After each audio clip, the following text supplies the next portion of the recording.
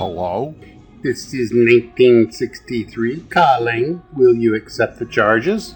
Well, isn't that special?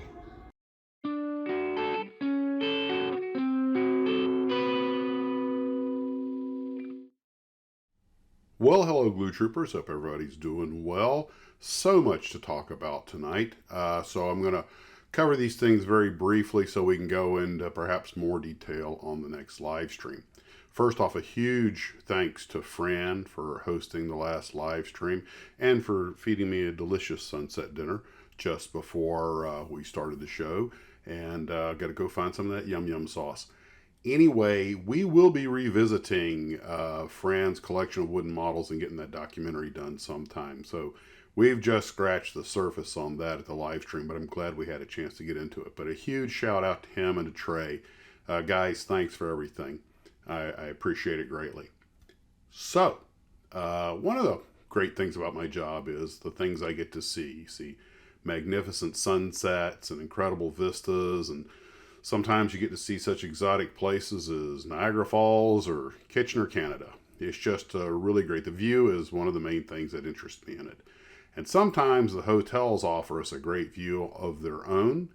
And when I stayed last at the TWA Hotel at JFK, I saw something new in the Sarnin building, the Aero Sarnin building.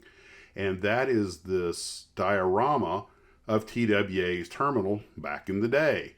Now, since it has 747s, this would be post-1969. Since I was literally standing where these two terminal ends would be, right between the two travel tubes, obviously the layout of the airport has changed a great deal. But I didn't have a lot of time.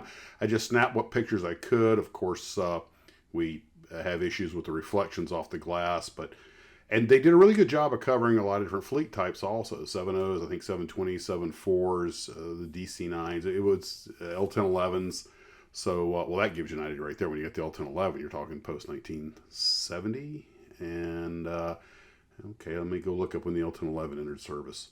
Anywho, it was just really a beautiful diorama. My hat's off to whoever made it, and I'll see what information I can dig up on it.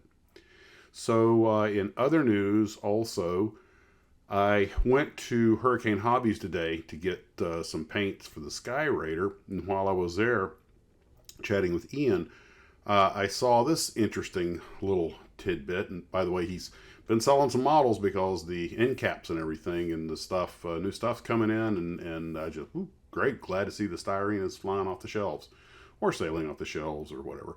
So I'm there and I see this and I'm like, what is this? People capture bats so they can, put them in a special cage. And Ian explained to me, no, it's for LiPo batteries. So you know what? I'll let him explain it.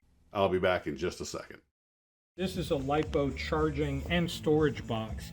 And once I saw, because usually we sell bags and stuff like this, and you can pass through your charging cables and charge in here. And if something happens, it's always best with LiPos to be around it the whole time and not leave it alone. Because if you hear something, if there's a damaged cell and it starts expanding. Oh, we had a guy burn his truck up at the RC field because he had left it.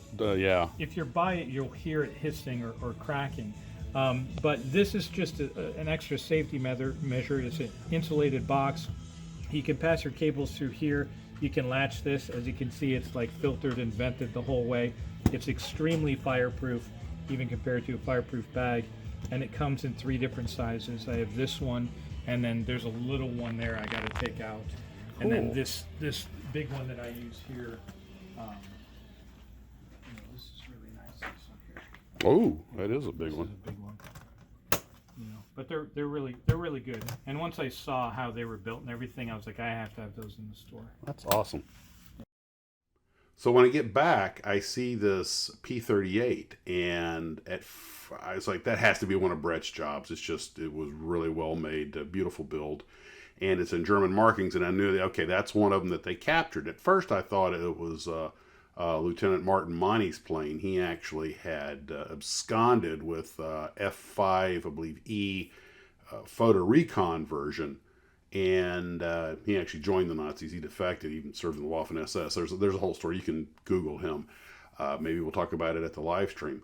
But it turns out, no, this is one that actually landed in Italy by mistake. And while I was doing some research for this, I don't think it was the same P-38. I still have to do some digging. But apparently, one P-38 landed at an Italian field by mistake, and the Italians used it on a couple of missions, Trojan Horse missions, and shot down at least one B-17 with it. I believe the only time an American-built fighter plane ever shot down an American bomber during the war. But the bad Italian gasoline chewed up the engines, and they were only able to get a couple of missions out of it. Interesting stuff you learn. So, anywho, we'll probably, like I said, we'll probably talk about this in more detail at the next live stream. But just a real busy day. I did get to work today. Got some rigging done on the Douglas World Cruisers. 2 of them have the wings completely rigged, and the other 2 are just about halfway done, taking it in stages. And I have to, because I've noticed when I start getting anxious and working in a hurry, the work suffers. It's like, it's a hobby. Just relax, take your time. So last thing, I saw the second trailer drop for the new Godzilla -1 movie, and it looks great. The Japanese ships and everything they're using, it's supposed to be post-war. It looked like they might have been denuded of guns, but I saw another scene where they were shooting, so whatever. But they have the right look. I also noticed this one scene he's using what looks like, I believe, a Japanese Type 93 machine gun. I don't think any of those are actually working in the world, so that's probably something the prop makers made, maybe out of an old M250 Cal or something. But it looks good. It has the right general look. They also have what are probably CGI Type 4 tanks. At first, I thought they were the Type 3, the Chinos, but then I realized, no, that's the Type 4. The Cheeto. Yeah, Cheetos. Let's go after Godzilla with Cheetos. Yeah, the Cheeto. They only actually finished 2 of those before the end of the war. So, of course, they never saw any action. For that matter, the Type 3, I think they only built about 50, and they never used them. They were for the defense of Japan. But anyway, it's nice to see them paying that kind of attention to detail. I'm really looking forward to seeing the movie. So that's where we're at for right now. Guys, take care of yourselves. And as always, model on.